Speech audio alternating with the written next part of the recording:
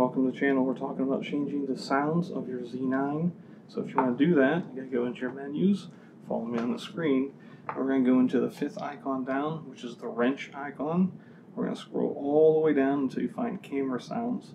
Go across with that, the D-pad to the right, then you can find your type. So we have type A, B, C, D, and E.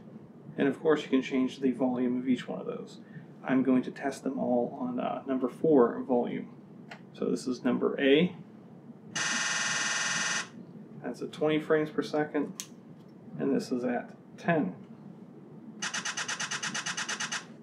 Okay, so now we're going to do type B. This is 20. Then we have 10. That's the one I usually go with.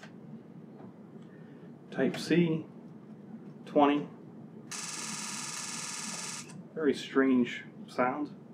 Then we have it at 10. Type D at 20 frames. Might not even be picked up very well, it's pretty quiet. Almost sounds like a woodpecker. Then we have it at 10. Kind of goofy. Then we have type E at 20. That sounds terrible.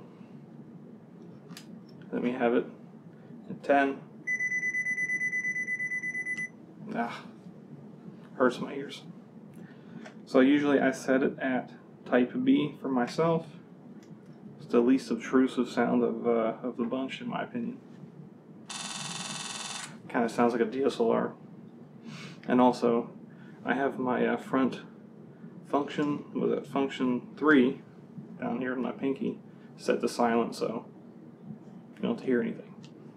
So if you found that video useful and you've changed the sound of your Z9 and probably the Z8, I'm assuming it's probably the same setup, please hit that subscribe, hit the bell notification, and I'll see you out there. Best of luck shooting.